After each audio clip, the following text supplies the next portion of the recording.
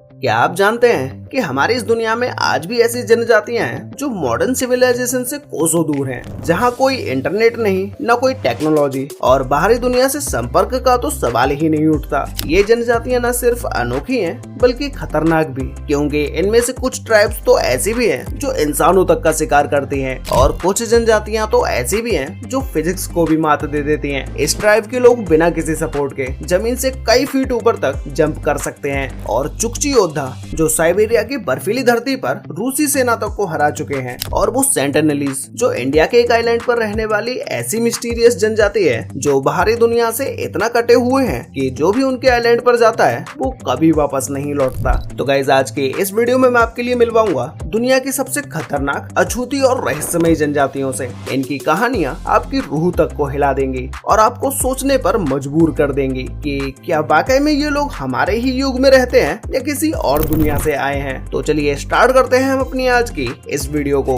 People of this tribe violate all laws of physics, जिसमें सबसे पहले है Maasai tribe, guardians of cattle. जब बात पूर्वी अफ्रीका की सबसे खास जनजातियों की होती है तो मासी ट्राइब का नाम सबसे पहले आता है। ये जनजाति मुख्य रूप से केन्या और तंजानिया में पाई जाती थी। मासी जनजाति के लोग अपनी अनोखी संस्कृति, परंपराओं और गायों के साथ गहरे रिश्ते के लिए फेमस हैं। इनकी लाइफ स्टाइल और परंपराएं इतनी खास हैं कि दुनिया भर के लोग इनके बारे में जानने के लिए उत्सुक रहते हैं। इस जनजाति का इतिहास भी काफी दिलचस्प है। पहले ये लोग उत्तर अफ्रीका में रहा करते थे, लेकिन 15वीं सदी में वे दक्षिण अफ्रीका की तरफ चले गए। इस सफर में उन्होंने दूसरी जनजातियों से मवेशी हासिल किए और तब से गाय इनके जीवन का अहम हिस्सा बन गई। लेकिन 20वीं सदी की शुरुआत में इन पर एक बहुत ही बड़ा संकट आया। सूखे और बीमारियों ने मसाई ट्राइब को जबरदस्त नुकसान पहुंचाया। इनकी आधी आबादी और मवेशी खत्म हो गए। इसी दौरान यूरोपियन कॉलोनिस्ट ने भी इनकी जमीनें छीन ली। 1911 में ब्रिटिश उपनिवेशवादियों के साथ हुए विवादित समझौते के कारण इस ट्राइब के लोगों को अपनी उपजाऊ भूमि छोड़कर कम उपजाऊ भूमि की ओर जाना पड़ा। ये लोग अर्ध घूमंतु होते हैं, यानी वो लोग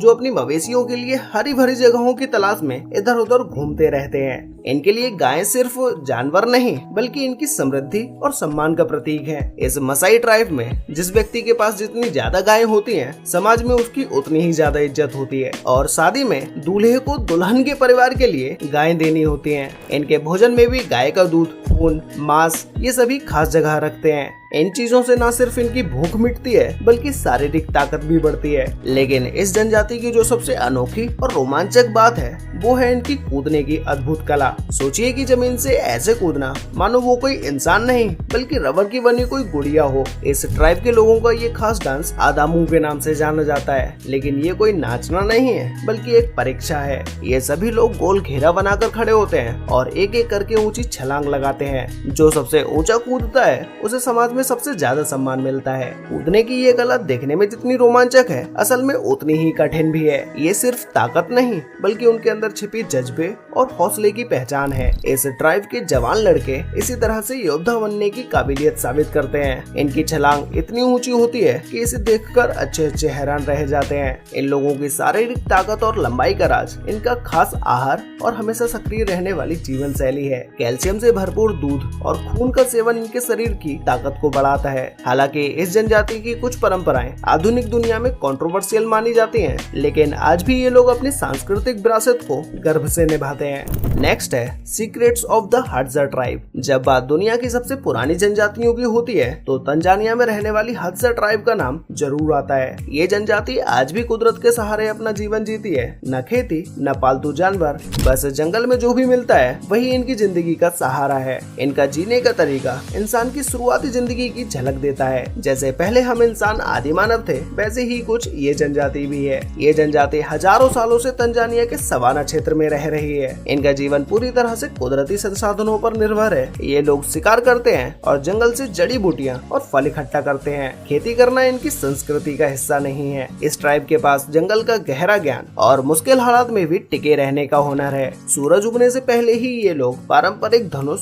और तीर लेकर शिकार पर निकल जाते हैं। शिकार करने करना इनके लिए पेट भरने का जरिया नहीं है, बल्कि इनकी संस्कृति और परंपरा का अहम हिस्सा है। ये लोग शिकार करने के लिए गजब का धैर्य और समझदारी दिखाते हैं और इनका हर निशाना सटीक हो इसके लिए काफी मेहनत भी करते हैं। इस ट्राइब की महिलाएं शहद इकट्ठा करने में बहुत ही माहिर होती हैं। ये ऊंचे पेड़ों पर चढ़कर मधुमक्खियों के छत्तों से शहद निकालती हैं। ये काम जितना रोमांचक है उतना ही खतरनाक भी। मधुमक्खियों के डंक का डर हमेशा बना रहता है, लेकिन ये लोग बेखौफ होकर शहद इकट्ठा करती हैं। शहद इनकी ऊर्जा का एक बड़ा स्रोत है और इसे ये बड़ी एहतियात से निकालती हैं। जब शाम होती है तो इस ट्राइब के सभी लोग आग के चारों ओर बैठकर कहानियां सुनते हैं, गीत गाते हैं और हंसी मजाक करते हैं। ये वक्त उनके लिए आराम और आपसी जुड़ाव का होता है। लेकिन आज के दौर में इस जनजाति की संस्कृति को खतरा है। आधुनिकता और खेती ने इनकी जमीनों को कम कर दिया है। बाहरी दुनिया के असर ने इनकी पुरानी जीवन शैली को मुश्किल में डाल दिया है।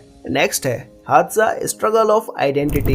हादसा जनजाति जो हजारों सालों से अफ्रीका के जंगलों में शिकारी और संग्रहकर्ता के रूप में जिंदगी जी रही है, आज अपने अस्तित्व की सबसे बड़ी चुनौती का सामना कर रही है। आधुनिक दुनिया की बढ़ती दखलंदाजी और खेती के फैलाव ने उनकी ज्यादातर जमीन छीन ली है। अब उनके सामने सबसे बड़ा सवाल है कि क्या अब वे अपनी पहचान को बचा पाएंगे। इस जनजाति के लोग ना तो पशु पालते हैं, ना ही खेती करते हैं और ना ही खाना इकट्ठा करके रखते हैं। उनका जीवन पूरी तरह से जंगल के संसाधनों पर निर्भर है। आज भी वे अपना शिकार करने के लिए अपने पारंपरिक धनुष और तीर का इस्तेमाल करते हैं, लेकिन खेती और जमीन पर कब्जे के बढ़ते चलन से उनके शिकार करने का इलाका लगातार छोटा होता जा रहा है। प्रकृति के साथ उनका रिश्ता बहुत ही अनोखा है। इस ट्राइब के लोग न सिर्फ शिकार में माहिर हैं, बल्कि मधुमक्खियों के छत्तों को ढूंढने में भी काफी हुनरमंद हैं। इनका पक्षियों के साथ एक खास कनेक्शन है। वे खास आवाज निकालकर पक्षियों को बुलाते हैं जो उन्हें जंगल में छिपे मधुमक्खियों के छत्तों तक ले जाते हैं। इससे पता चलता है कि इस ट्राइब के लोग कुदरत के साथ तालमेल बिठा कर चलते हैं। हादसा जनजाति के लोग शारीरिक रूप से बहुत ही मजबूत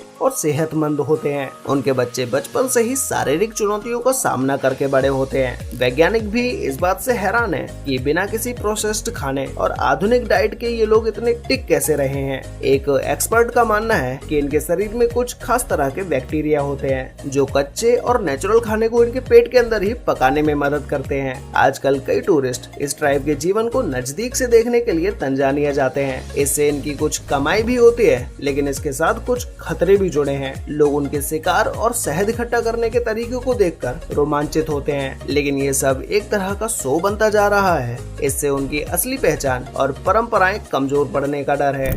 नेक्स्ट है dangerous cannibals of Papua New Guinea. Papua New Guinea में कई ऐसी जनजातियां हैं जिनके बारे में सुनकर ही रोंगटे खड़े हो जाते हैं। यहाँ करीब 900 जनजातियां रहती हैं, जिसमें से लगभग 300 पश्चिमी पापुआ में पाई जाती हैं। ये ट्राइब्स अपनी अनोखी परंपराओं और खौफनाक रिवाजों के लिए मशहूर हैं, लेकिन इनमें से कुछ जनजातियां ऐसी भी हैं जो नरभक्षण जैसे खतरनाक प्रथा का पालन करती हैं। नरभक्षण यानी वो जो ट्राइब्स इंसानों को मारकर उनका मांस खाती हैं। ये सुनने में ही भयानक लगता है, लेकिन इन जनजातियों के लिए यह उनके रीति रिवाज और परंपरा का हिस्सा है। उनका मानना है कि मरने वाले अपने लोगों का मांस खाने से उनकी आत्मा जिंदा रहती है। अगर शरीर को जलाया या दफनाया जाए तो कीड़े उसे खा लेंगे, जो कि एक तरह से इनके लिए बेइज्जती मानी जाती है। और यही नहीं, नरभक्षण का एक और डरावना पहलू है। जब ये ट्राइब्स अपने दुश्मनों को हराती हैं, तो उनका मांस खाकर ये मानते हैं कि उनकी शक्तियां अब इनके अंदर समा गई हैं। दुश्मन की शक्ति को खुद में मिलाने का यह तरीका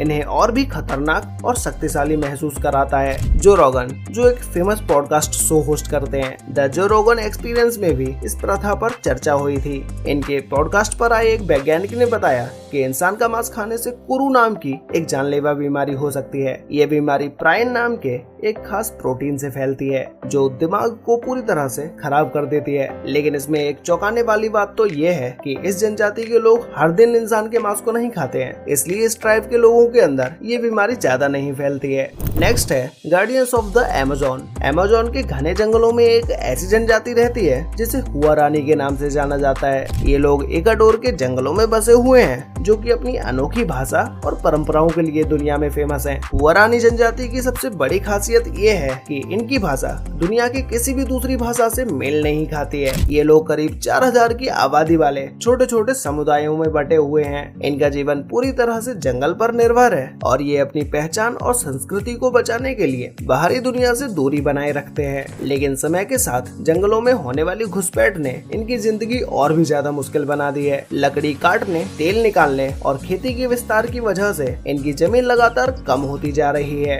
पहले ये लोग जंगल में घूमकर शिकार करते थे और फल फूल इकट्ठा करते थे, लेकिन अब कई हुआरानी परिवारों को स्थायी बस्तियों के साथ रहकर बसना पड़ रहा है। ये बदलाव सिर्फ उनकी जिंदगी में ही नहीं बल्कि उनकी संस्कृति में भी देखने को मिल रहा है। हुआरानी लोग आधुनिक दुनिया से दूरी बनाए रखना चाहते हैं क्योंकि उन्हें अपनी परंपराओं से बेहद लगाव है। वे नहीं चाहते हैं कि बाहरी दुनिया की बीमारियां और आधुनिकता उनके जीवन को बदल दे। उनका मानना है कि अगर बाहरी लोग उनके संपर्क में आएंगे तो उनकी पहचान और जीवन शैली खतरे में आ जाएगी। लेकिन सवाल ये है कि हुआरानी जनजाति अपनी संस्कृति और जंगलों को बचा पाएगी? क्या वे आधुनिकता से इस बढ़ते दौर में अपनी पहचान को सुरक्षित रख पाएंगे, या फिर उनकी कहानी भी उन जनजातियों की तरह ही हो जाएगी जो विकास के नाम पर कहीं खो गईं? इस जनजाति का संघर्ष सिर्फ इनकी जमीन का नहीं बल्कि उनकी जड़ों और पहचान का है।